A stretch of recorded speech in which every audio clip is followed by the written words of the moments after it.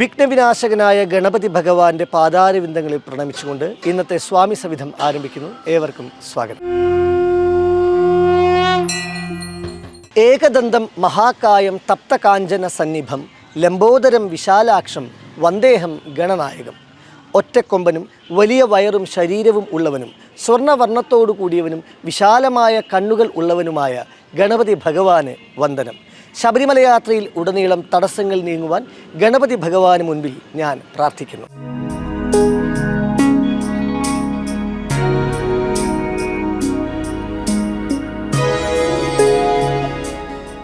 ശബരിമല സന്നിധാനത്ത് കന്നിമൂലയിൽ ഗണപതി ഭഗവാന്റെ സാന്നിധ്യമുണ്ട്.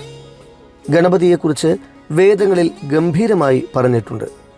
ഗണാനാം ത്വാ ഗണപതി എന്ന് തുടങ്ങുന്ന മന്ത്രം ഋഗ്വേദത്തിലുണ്ട്. ഗണപതി എന്ന് പറയുന്നത് നമ്മുടെ ഉള്ളിലുള്ള എല്ലാ വിഘ്നങ്ങളെയും ഇല്ലാതാക്കുന്ന അതിദേവതയാണ്. ബുദ്ധിയുടെയും സിദ്ധിയുടെയും ദേവതയാണ്. ഒരു മനുഷ്യൻ്റെ വളർച്ചയ്ക്ക് അനിവാര്യമായി വേണ്ടത് ബുദ്ധിയും സിദ്ധിയുമാണ്. ഓരോ വ്യക്തി ജീവിതത്തിലെയും എല്ലാ തടസ്സങ്ങളെയും മാറ്റുവാൻ ഗണപതി ഭഗവാന്റെ അനുഗ്രഹം അനിവാര്യമാണ്. ശബരിമല യാത്രയിലുടനീളം ഭക്തർ വിഘ്നങ്ങൾ അകലുവാൻ ഗണപതി ഭഗവാന്റെ നടകളിൽ പ്രാർത്ഥിക്കുകയും ഏത്തമിടുകയും ചെയ്യുന്നു.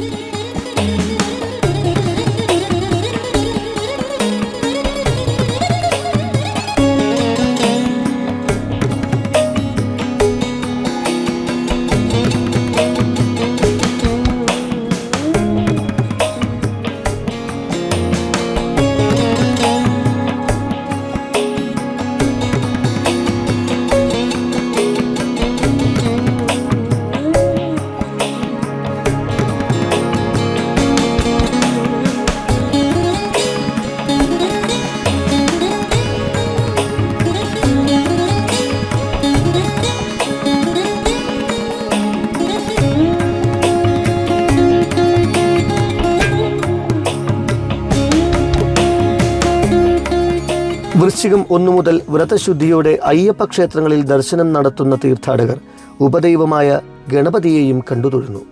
ലംബോദരനായ ഗണനായകനായ ഏകദന്തനായ ആനമുഖനായ ഗണപതിയുടെ തിരുമുൻപിൽ വിഘ്ന നിവാരണത്തിനായി ഭക്തർ നാളികേരമുടച്ചു പ്രാർത്ഥിക്കുന്നു.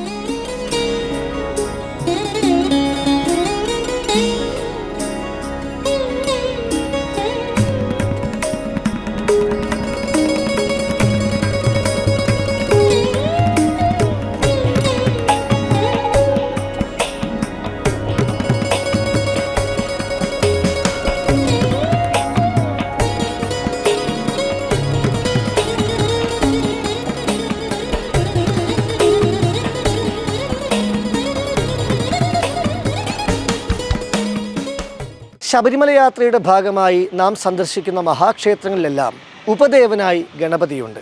കൊട്ടാരക്കരയിലും പഴവങ്ങാടിയിലും മള്ളിയൂരിലുമെല്ലാം പ്രധാന ദേവൻ ഗണപതിയാണ്. മലകയറ്റത്തിന് തൊട്ടു മുൻപ് വിഘ്നവിനാശകൻ്റെ അനുഗ്രഹങ്ങൾക്കായി ഭക്തർ പ്രാർത്ഥിക്കുന്നത് പമ്പാ ഗണപതി ക്ഷേത്രത്തിലാണ്. ശ്രീധർമ്മശാസ്താവിൻ്റെ സഹോദര സ്ഥാനമാണ് ഗണപതിക്കുള്ളത്. പ്രപഞ്ച സൃഷ്ടാവായ ഗണേശനെ മഹാഗണപതി എന്ന് വിളിക്കുന്നു. ഗണേശൻ്റെ പൂർണ്ണരൂപമാണ് മഹാഗണപതി. ഗണപതി ഹോമം, ഗണേശ പൂജ തുടങ്ങിയവ മംഗളകരമാണ്. മിക്കവാറും എല്ലാ ക്ഷേത്രങ്ങളിലും ഗണപതി പ്രതിഷ്ഠ കാണാം. കുട്ടിയെ എഴുത്തിനിരുത്തുമ്പോൾ ആദ്യം നാവിലും കൈകളിലും നിറയുന്ന ആദ്യാക്ഷരം ഗണപതി സ്തുതിയാണ്. ഓം ഹരിശ്രീ ഗണപതയേ നമഃ.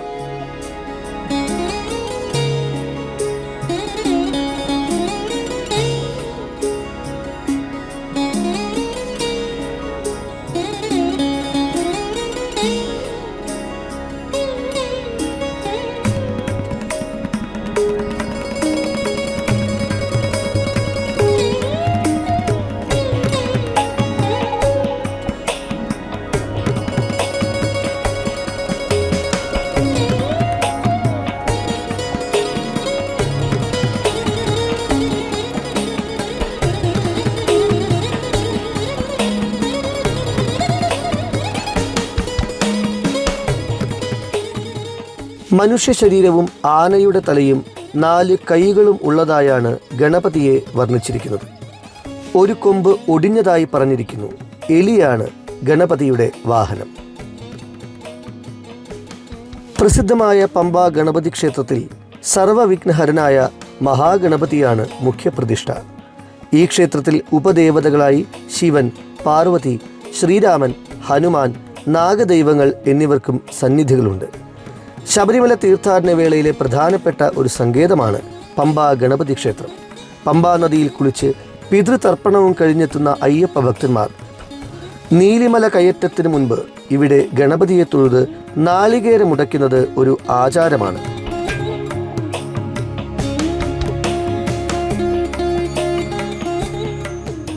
ഏകദന്തനും ശുഭകാരകനും ശാസ്താസോദരനും ശിവതനയനുമായ ഗണപതി ഭഗവാന്റെ അനുഗ്രഹം ശബരിമല തീർത്ഥാടനത്തിലുടനീളം ഭക്തർക്ക് നേർവഴി കാണിക്കുന്നു.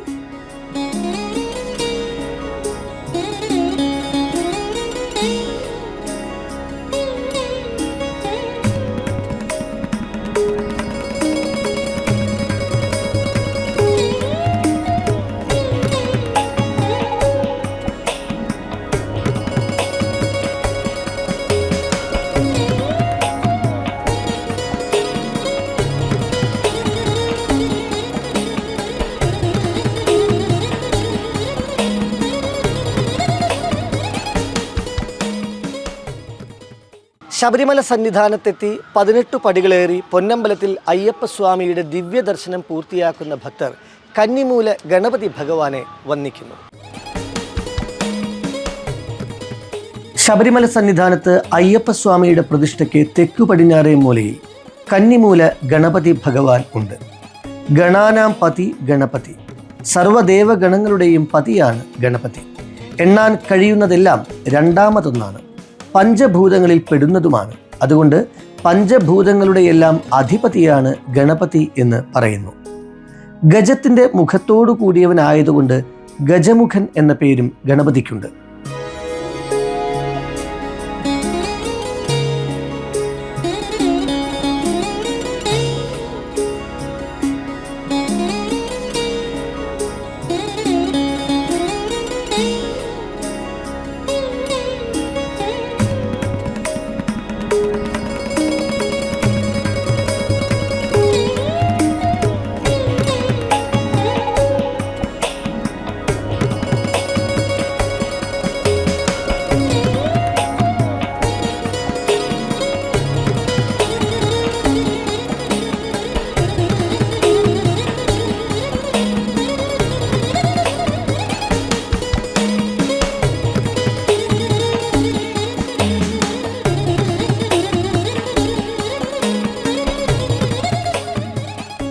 യോഗികൾ സമാധിയിൽ എത്തിച്ചേരുന്ന അവസ്ഥയെ ഗ എന്ന അക്ഷരം സൂചിപ്പിക്കുന്നു. യാതൊന്നു നിമിത്തം ഓംകാര സ്വരൂപമായ ജഗത്ത് ജനിക്കുന്നുവോ അതിനെ ജ എന്ന അക്ഷരവും ലക്ഷ്യമാക്കുന്നു. ഇത് രണ്ടും ചേർന്നതാണ് ഗജശബ്ദം. ഗജമുഖനായ ഗണപതി ആനന്ദ സ്വരൂപനാണ്. ഈ ഭൂതങ്ങളെല്ലാം ആനന്ദത്തിൽ നിന്നും ഉത്ഭവിക്കുന്നു.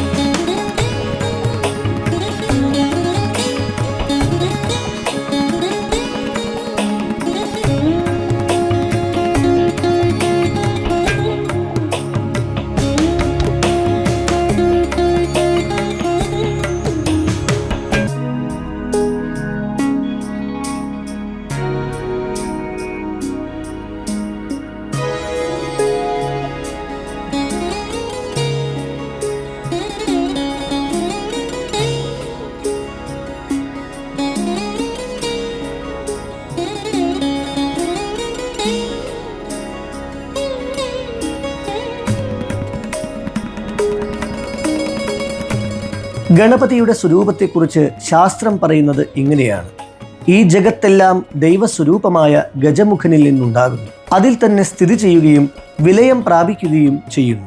അല്ലയോ ഗണേശ, അങ്ങു തന്നെയാണ് സകല ഭൂതങ്ങളിലും അന്തര്യാമിയായി സ്ഥിതി ചെയ്യുന്നത്. ഗുണത്രയാതീതനും കാലത്രയാതീതനും ദേഹത്രയാതീതനുമായ അല്ലയോ ഗണപതേ, അങ്ങ് അരൂപചേതനയാണ്. അങ്ങ് വാങ്മയനും ചിന്മയനും ആനന്ദമയനുമാണ്. ബ്രഹ്മമയവും സച്ചിദാനന്ദ സ്വരൂപനും ഏകനും അദ്വിതീയനുമാണ്. അങ്ങു തന്നെയാണ് ജ്ഞാനവിജ്ഞാനമയനും പ്രത്യക്ഷമായ ബ്രഹ്മവും. കന്നിമൂല ഗണപതിയും അയ്യപ്പ ഭഗവാനും തത്വത്തിൽ ഒരേ ചേതന തന്നെയാണ്. കന്നിമൂല ഗണപതിയെ ശരണമയ്യപ്പ എന്ന മന്ത്രം ഉരുവിടുമ്പോൾ ഈ തത്വം ഉറപ്പിക്കുക. മനുഷ്യ മനസ്സിനെ ഭ്രമദുഃഖങ്ങളിൽ നിന്ന് മോചിതമാക്കുന്നത് ഈ ഏകത്വബോധമാണ്.